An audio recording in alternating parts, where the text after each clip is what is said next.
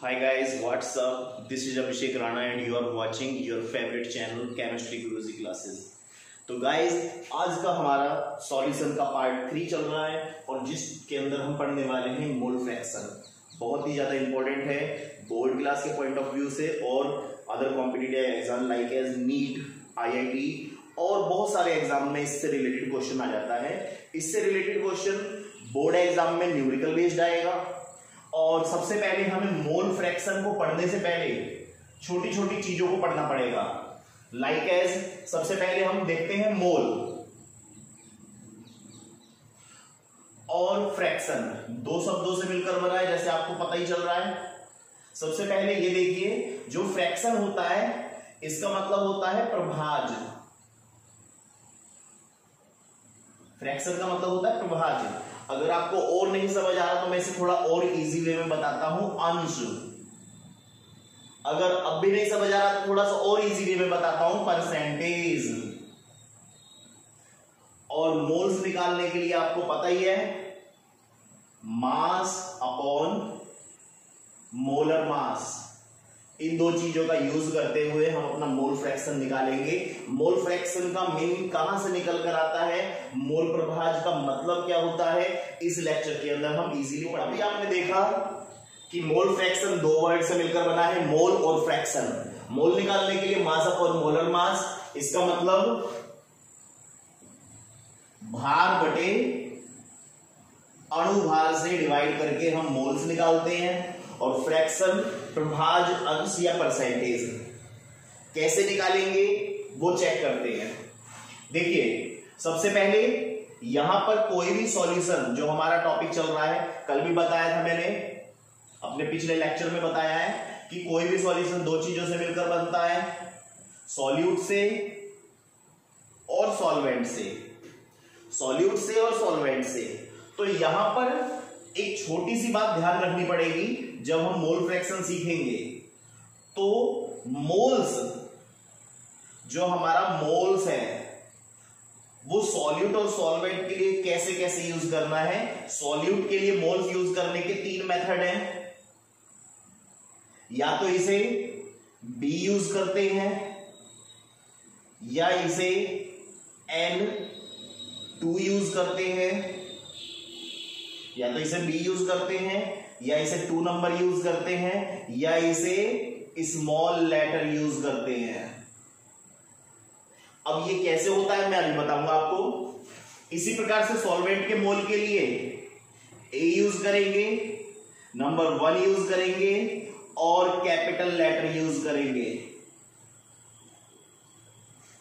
अब मैंने ये वाली बात क्यों बताई है, क्योंकि हमारे कई बोर्ड में यहां पर B और कई बोर्ड में 2 यूज करा गया है। और किसी किसी board, suppose that UP board की बात कर लेते हैं हम, तो वहां पर स्मॉल लेटर और कैपिटल लेटर का यूज करते हैं। मोल को रिप्रेजेंट कैसे करते हैं पिछले लेक्चर में हम सीख चुके हैं। मोल को रिप्रेजेंट करते हैं स्मॉल n से, लेकिन अभी मैंने बताया था स्मॉल लेटर किसके लिए यूज किया जाता है, सॉल्यूट के मोल्स के लिए यूज करते हैं। तो इट मीन्स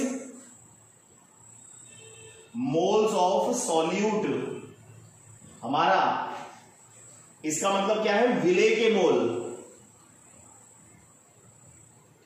विलेय के मोल कैसे हो सकते हैं, NB हो सकता है, N2 हो सकता है, या फिर स्मॉल लेटर स्मॉल n हो सकता है। क्लियर? ऐसे देखते हैं हम मोल्स ऑफ सॉल्वेंट। अगर हमें मोल्स ऑफ सॉल्वेंट निकालना होगा, विलायक के मोल निकालने होंगे, तो हमें सॉल्वेंट वाली चीजें यूज करनी है। इट मींस Na या फिर N1 या फिर कैपिटल लेटर कैपिटल N। ये छोटी छोटी बातें ध्यान रखकर आप मोल फ्रैक्शन बहुत इजीली सीख सकते हैं। और अगर यहां तक आपको बात समझ आ गई है तो मैं इस लेक्चर को आगे बढ़ाता हूं। एक मिनट मैं इसको दोबारा से रिपीट कर देता हूं कि मोल फ्रैक्शन मींस होता है मोल और फ्रैक्शन। मोल निकालने के लिए मास अपॉन मोलर मास से डिवाइड कर देंगे, हमारा मोल निकल कर आ जाएगा। और फ्रैक्शन निकालने के लिए अभी मैं आगे बताऊंगा। और किसी भी सॉल्यूशन के अंदर सॉल्यूट और सॉल्वेंट दो पार्ट होते हैं। सॉल्यूट के मोल्स को या तो बी से रिप्रेजेंट करते हैं, 2 से रिप्रेजेंट करते हैं, स्मॉल लेटर से रिप्रेजेंट करते हैं। इसी टाइप से सॉल्वेंट के मोल को ए से रिप्रेजेंट करेंगे, 1 से रिप्रेजेंट करेंगे या फिर कैपिटल लेटर से रिप्रेजेंट करेंगे। देखिए मोल ऑफ सॉल्यूट निकालने के लिए, विलय के मोल निकालने के लिए Nb, N2 और N का यूज करा। मोल ऑफ सॉल्वेंट विलायक के मोल निकालने के लिए Na, N1 और N का यूज करा। Is that clear? तो आइए बच्चों ये चेक करते हैं कि मोल फ्रैक्शन निकालने के लिए सबसे पहले एक सॉल्यूशन तैयार करना पड़ेगा। जब वो सॉल्यूशन तैयार हो जाएगा उसके अंदर हमें चेक करना पड़ेगा सॉल्यूट क्या है और सॉल्वेंट क्या है। तो 1 मिनट हम एक सॉल्यूशन तैयार करते हैं। ये हमारा सॉल्यूशन तैयार हो गया और इस सॉल्यूशन को तैयार करने के लिए हमने इसमें 2 चीजें मिलाई, सॉल्यूट मिलाया प्लस सॉल्वेंट मिलाया। और मैंने पिछले लेक्चर में लेक्चर फर्स्ट पार्ट 1 सॉल्यूशन में ये बताया था कि such types of components of solution which is present in less extent in solution is called solute. यानी सॉल्यूशन में जिसकी मात्रा कम होती है वो सॉल्यूट कहलाता है। तो हमारा ये लेस क्वांटिटी में है, ये हमारा लार्ज क्वांटिटी में है। तो जो लेस क्वांटिटी में होगा वो हमारा क्या कहलाएगा? सॉल्यूट कहलाएगा। और उसके मोल लिखेंगे हम Nb,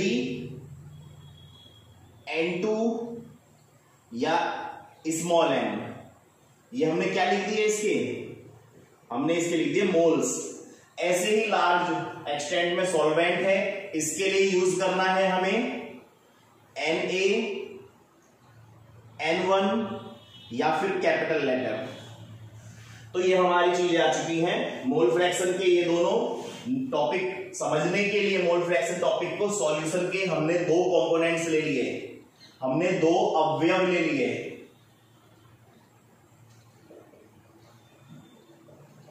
अब ये दोनों कंपोनेंट्स सॉल्यूट और सॉल्वेंट जिसके मोल्स को हमने रिप्रेजेंट कर दिया है।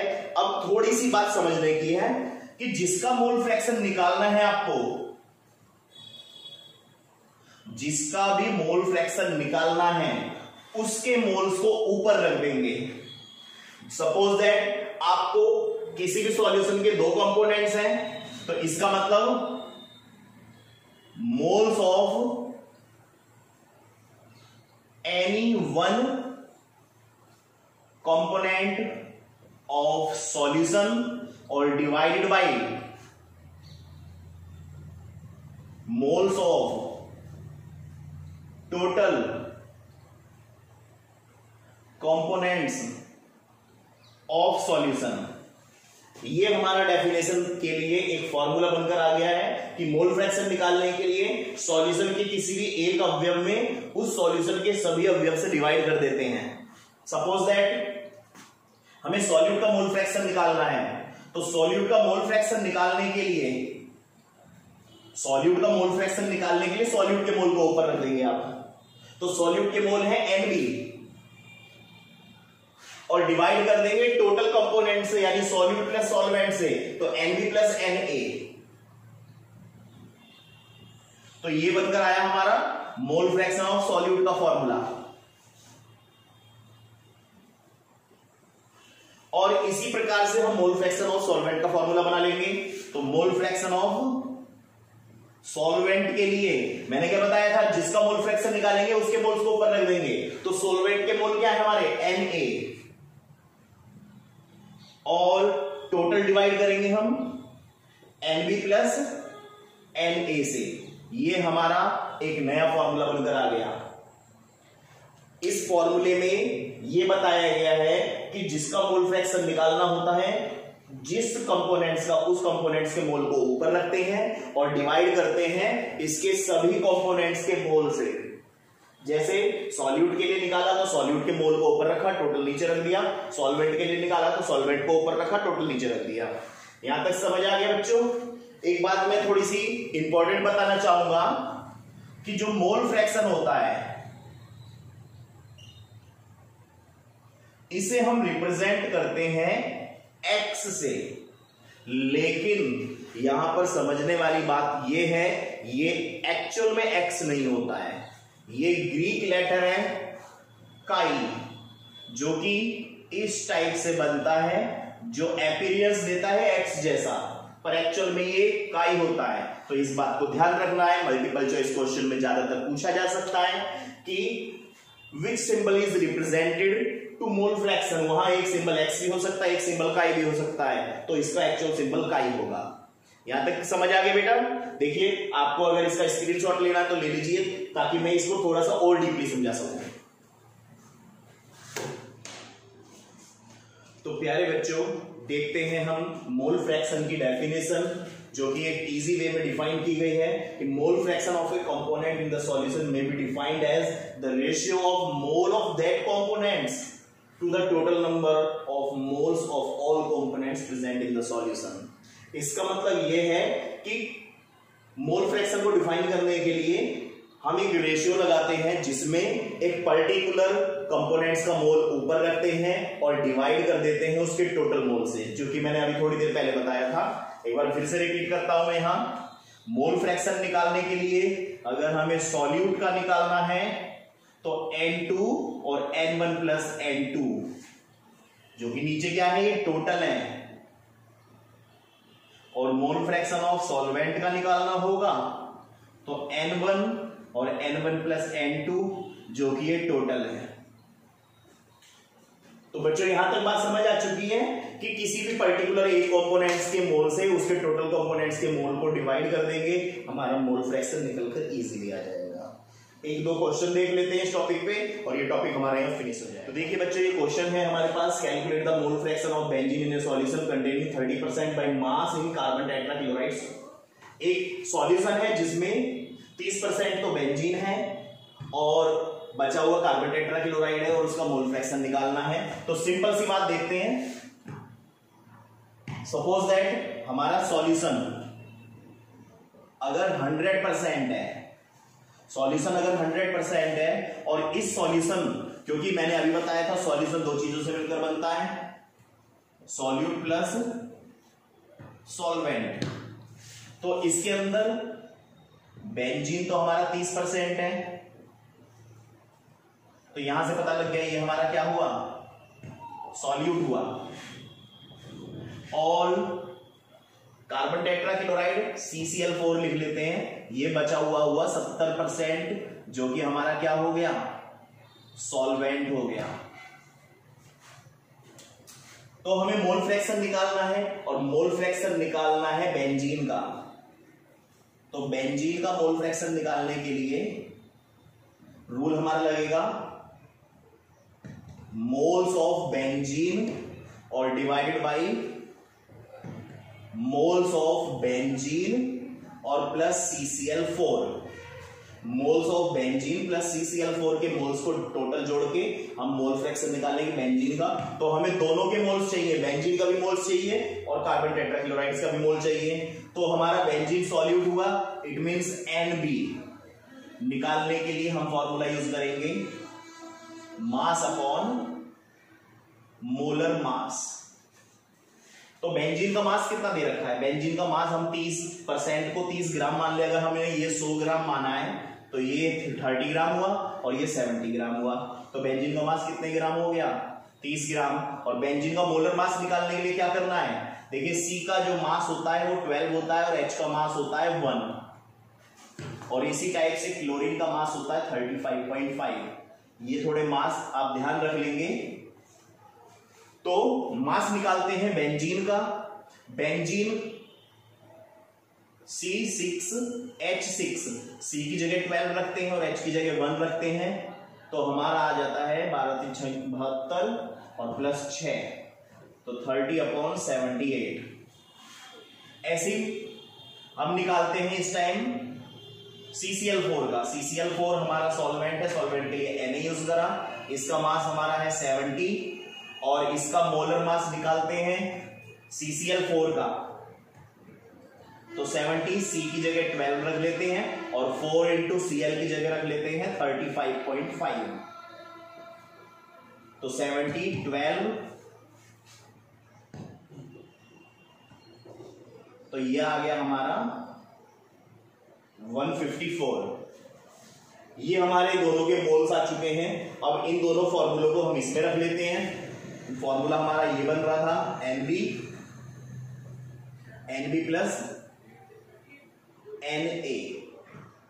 तो हम इस फॉर्मूले को यहां लिखते हैं, मोल फ्रैक्शन ऑफ बेंजीन C6H6 और मोल फ्रैक्शन ऑफ NB कितना आया है 30/78 को आप डिवाइड करके लिख सकते हैं तो ज्यादा इजी पड़ेगा।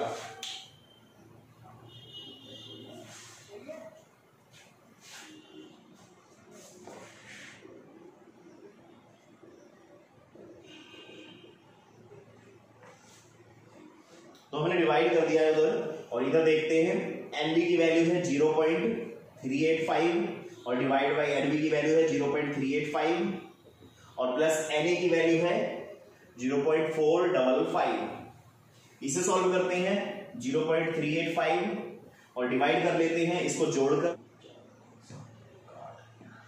और पॉइंट से पॉइंट आउट कैंसिल कर देते हैं। तो 385 डिवाइड बाई 840 और इसको डिवाइड करके हम आंसर लेकर आ जाएंगे। तो इसको आप डिवाइड करके इसका आंसर कमेंट बॉक्स में आप लिखिए, और जिसका कमेंट सही होगा हम उसका नाम अपने अगले वीडियो में शेयर करेंगे। और जिन्होंने इसके बाकी 2 पार्ट्स नहीं देखे हैं तो आप लिंक डिस्क्रिप्शन बॉक्स में दिया जाएगा, आप उन 2 पार्ट्स को जरूर देखें ताकि आपको ये पार्ट्स और समझ आए। और ऐसी ही वीडियो पाने के लिए हमारा चैनल लाइक कीजिए, अपने दोस्तों के साथ सब्सक्राइब कीजिए और बेल आइकन प्रेस करना ना भूलें। मिलते हैं नेक्स्ट वीडियो के साथ। Best of luck.